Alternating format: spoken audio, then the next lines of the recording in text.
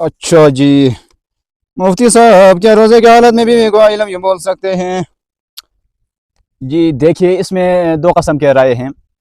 अव्वल तो ये कि अगर बीवी दूसरों की हो तो फिर ये नाजायज़ अमल है, और हो सकता है कि उसके शौहर को भी पता चल जाए और वो आपकी कुटाई करे और आपके मुंह से खून बहने लगे, तो फिर वो खून आपके हलक में भी उतर सकता है।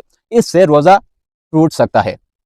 और दूसरी बात यह है कि अगर बीवी आपकी अपनी है तो झूठ बोलने की सूरत में रोज़ा मुकरूह हो जाता है। अच्छा, फिर ये भाई साहब पूछते हैं कि मुफ्ती साहब ना ना ना ना ना ना। अच्छा जी, ये कहते हैं कि मुफ्ती साहब, अच्छा सियासतदान को हम कैसे तलाश करें? देखें जी, जिस तवज्जो से पाकिस्तानी अवाम कुर्बानी का जानवर तलाश करती हैं, अगर इस तवज्जो से सियासतदान तलाश करेगी तो आपको बेहतरीन सियासतदान मिल सकता है। समझ में आ रही है कि नहीं? नहीं आ रही मेरा ख्याल। जिस तरह हम कुर्बानी के लिए जानवर तलाश करते हैं कि भाई जानवर का साइज़ बड़ा हो, मतलब गोश्त में ज़्यादा हो और कीमत कम हो, इसी तरह अगर हम सियासतदान को तलाश करेंगे कि जिसके वादे कम हो और प्रैक्टिकल काम ज़्यादा हो, तो इस सूरत में आपको अच्छा सियासतदान मिल सकता है। इससे मुझे एक छोटा सा चुटकुला याद आया। वो क्या करें, चुटकुले सुनाने की आदत सी हो गई है ना। तो वो एक गाँव था, वहाँ पे एक सियासतदान आया। अब इलेक्शन सर पे है, तो वोट मांगने के लिए सियासतदान आया। सियासतदान ने वहाँ के लोगों को जम किया और उनसे पूछा कि भाई आप लोगों के गाँव में कौन कौन से मसाइल हैं। तो लोगों ने कहा कि सर हमारे गाँव में दो बड़े मसाइल हैं। उन्होंने कहा कि क्या? तो लोगों ने कहा कि एक तो ये कि हमारे गाँव में अस्पताल नहीं है। अब दूसरा मसला लोगों ने बयान नहीं किया है। उस सियासतदान ने फ़ौरन उनकी बात काट दी और जेब से मोबाइल निकाल कर कहा कि हेलो भाई, 10 दिन के अंदर अंदर या 1 महीने के अंदर अंदर इस गाँव में अस्पताल बनना चाहिए। और फिर उसने मोबाइल को जेब में रखा और फिर लोगों से मुखातिब हुआ और कहा कि अब बताओ दूसरा मसला कौन सा था। तो लोगों ने कहा कि सर दूसरा मसला ये है कि हमारे गाँव में सिग्नल ही नहीं आते। हमारे गाँव में सिग्नल नहीं आते, सिग्नल मार्केट से शार्ट हैं। तो ऐसे लोगों को तलाश न करें जो वादे तो बड़े बड़े करे लेकिन काम बिल्कुल भी न करे। अच्छा जी, अगला सवाल पढ़ते हैं। मुफ्ती साहब, मैं एक लड़के से मोहब्बत करता हूँ और वो भी मेरे लिए जान देती है। देखिए जी, अगर कोई आपको ये कहे कि मैं आपके लिए जान दे सकता हूं, तो आप बिना टाइम ज़ाय के हुए फ़ौरन मांग लें। यकीन करें, यह सिर्फ चूना ही है। नहीं आ रही मेरा ख्याल बात समझ में? पाकिस्तानी आवाम किसी को अपना चार्जर नहीं देती, वो जान कैसे देगी? तो अगर कोई ये कहे कि मैं आपके लिए अपनी जान दे सकता हूं, तो ये चूना नंबर 58 है। हकीकत में इस तरह कुछ भी नहीं होता। तो अगर अब वो लड़की आपको ये कहती है कि मैं आपके लिए जान दे सकती हूँ, तो उसे ये कहें कि अपनी ये जान अपने पास रख लो और मेरे साथ निकाह कर लो। जब वो कहती है कि मैं आपके लिए जान दे सकती हूँ, तो उससे कहें कि आपकी जान की कोई ज़रूरत नहीं है, अल्हम्दुलिल्लाह मेरे पास अपनी जान है। आप ऐसा करें मोहतरमा कि आप मेरे साथ निकाह कर लें। आप मेरे साथ क्या कर लें? निकाह कर लें।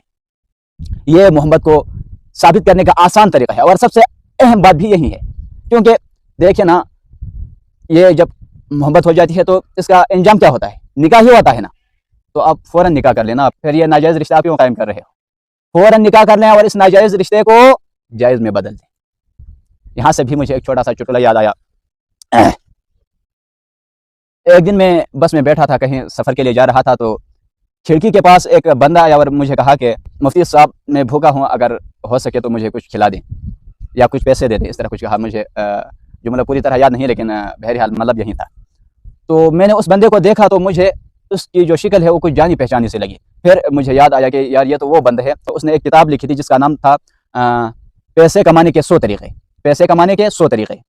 तो मैंने उससे पूछा कि भाई आपने एक किताब लिखी थी, आप एक किताब के मुसन्निफ़ हैं और अल्हम्दुलिल्लाह आपकी किताब मार्केट में काफ़ी वायरल भी हो गई थी और आप भीख मांगते हैं। हालांकि आपकी जो किताब थी उसका नाम भी था कि पैसे कमाने के 100 तरीक़े। तो पैसे कमाने के 100 तरीक़े आपके पास हैं, 100 तरीक़े आप लोगों को बताते हैं, तो आप खुद क्यों पैसे नहीं कमाते हैं कि आप भीख मांगते हैं? तो उसने मेरी तरफ देखा और कहा कि मुफ्ती साहब लगता है आपने मेरी किताब पूरी तरह नहीं पढ़ी। उसमें पैसे कमाने का जो आसान तरीन तरीका है वो भीख मांगना है। वो क्या है? भीख मांगना। भीख मांगना आसान तरीन तरीका है उस किताब में। तो मैं भी यही कहता हूँ कि मोहब्बत को साबित करने का आसान तरीन तरीका क्या है? निकाह। निकाह कर लें। बाकी ये मैं आपके लिए जान देती हूँ और मैं तुमके लिए 1000 बार जान देता हूँ और जान कुर्बान करता हूँ, और मेरे बाबू ने खाना खाया और अगर आप खाना नहीं खाएंगे तो भूख मुझे लगती है। इस तरह के चुने आते हैं ना मार्केट में, इस तरह। और क्या है? हाँ, एक जो चूना नंबर 28 है मेरे ख्याल में, कि आप सो जाएं और काल को न काटें। मैं आपकी सांसें सुन रहा हूँ। ये देखें, ये कोई बात है? तो ये सारे चूने हैं, ये सारे चूने हैं, इनसे कुछ भी नहीं होता है। ना आपकी सांसें कोई सुन रहा है। अगर सुन भी रहा है तो उससे आपको क्या फ़ायदा है? और मेरे बाबू ने थाना थाया है। इन बातों को साइड पे करके आप क्या कर लें, निकाह कर लें। अच्छा चलो इस टॉपिक को ख़त्म करते हैं और अगला सवाल पढ़ते हैं। मुफ्ती साहब, क्या जंगल में नमाज पढ़ते हुए सामने शेर आ जाए तो नमाज जारी रख सकते हैं? जी हाँ, जारी रख सकते हैं अगर वज़ू बाक़ी रहे तो। अच्छा जी। मुफ्ती साहब, ये क्या लिखा है? हाँ, मुफ्ती साहब, भारत ने पाकिस्तान पे पानी बंद कर दिया है, अब क्या होगा? अब दूध खालिश मिलेगा और क्या होगा?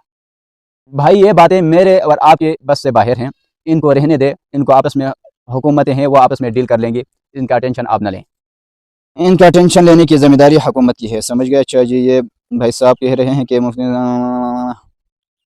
अच्छा मुफ्ती साहब, मैं रोज़ बादाम और काजू खाता हूँ फिर भी मुझ में अकल नहीं आती। भाई आप ऐसा करें कि बादाम और काजू को छोड़कर धोखा खा जा करें, इंशाल्लाह अकल ज़्यादा आएगी। अच्छा जी। सैयद बिलाल कश्मीरी से पूछ रहे हैं कि मुफ्ती साहब, आजकल बच्चे गालियाँ बहुत देते हैं, इनको कैसे संवारें?